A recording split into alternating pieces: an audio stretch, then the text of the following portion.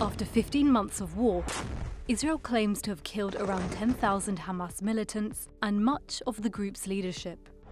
But that isn't the image Hamas has been trying to portray. There's a lot of psychological warfare going on between the two sides. With the first stage of the Gaza ceasefire coming to an end, the Wall Street Journal examined videos of Hamas's hostage releases to find out how the group used them to try and show it is still in control of Gaza.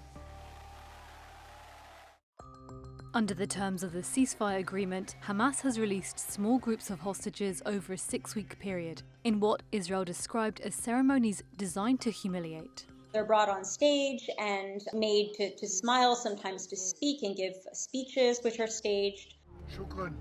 Hamas has been trying to maximize the influence that it can draw upon and spread through symbolic messaging.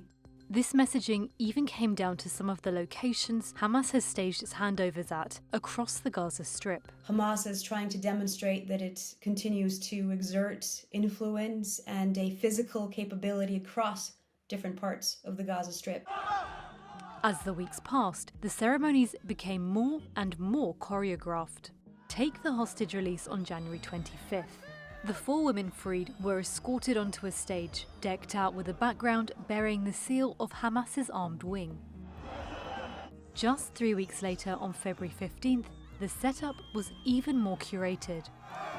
This time it took place in Khan Yunis, in front of the destroyed home of Yahya Sinwar, the militant group's late leader who orchestrated the October 7, 2023 attack, was killed by Israel last fall. A giant poster to the left of the stage seemingly depicted Sinwar looking out through the shattered wall of the room where he was killed. It's a nod to Sinwar and his role in Gaza. In exchange for the release of the Israeli hostages, there have been hundreds of Palestinian detainees and prisoners that have been released from the Israeli side. And this was part of Sinwar's original plan. The handover of 4 dead hostages, including an Israeli mother and her 2 young children, saw coffins displayed on stage. A banner depicted Israeli Prime Minister Benjamin Netanyahu as a vampire, apparently blaming him for the hostages' deaths. I think these ceremonies have been quite shocking to the Israeli public. It was very humiliating. There were anti-Israeli chants with these coffins, and they really were upset about that. In earlier handovers, Hamas used crowds of people and close-up camera angles to try and appear to look numerically strong. However, other images of the same event, shot on a wider lens, show how condensed the crowd was. Hamas has used these ceremonies of freeing the hostages to basically make a show of force, to show that it is still in command, it's in control, and it has military force. It's also used it as a chance to humiliate Israel and show that Israel has failed in its war goal to destroy Hamas. The militant group has also used props, symbols, and even goodie bags for the hostages throughout the handovers. Hamas has tried to make the ceremony look official, with the certificates, with the signing of the release papers, and the stamp. So when you think about the ultimate objective of Hamas, which is the creation of a Palestinian state, it seeks to act and be like a state. But analysts say on the global stage, this may have had a different effect. They've created a spectacle out of their release, and this is a violation of human dignity, which is enshrined as a principle in international humanitarian law. All the ceremonies are just seen as super distasteful. The goodie bags were seen as pretty horrible. Israel has also added some of its own symbolism by issuing Palestinian prisoners being exchanged for hostages with t-shirts bearing slogans like, "We neither forget nor forgive."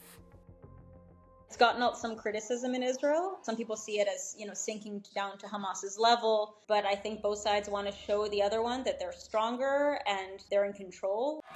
Security experts believe while Hamas's propaganda displays are mainly aimed at Palestinians, they also hope to target the international community, potentially as a tool to recruit new members or sympathizers abroad. What these types of symbolic public displays, as well as visual propaganda tools, offer is asymmetric leverage. And Hamas is very keen to be able to exploit this, because as they release Israeli civilian hostages, they are losing that leverage. That is withering away.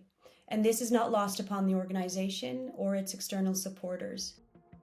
With negotiations yet to begin for the second phase of the ceasefire, families of the hostages who still remain in Gaza are also watching. Some messages are aimed specifically in Israel, and we know that because some of the signs they print are in Hebrew specifically, and are taunting army units or Netanyahu. So a lot of it, I think, is for the Israeli public to make them feel like they need to pressure more to get these hostages free, but it's also a show of force for everyone. It's kind of this orchestrated moment that's televised all over the world, and it's a chance to show their force.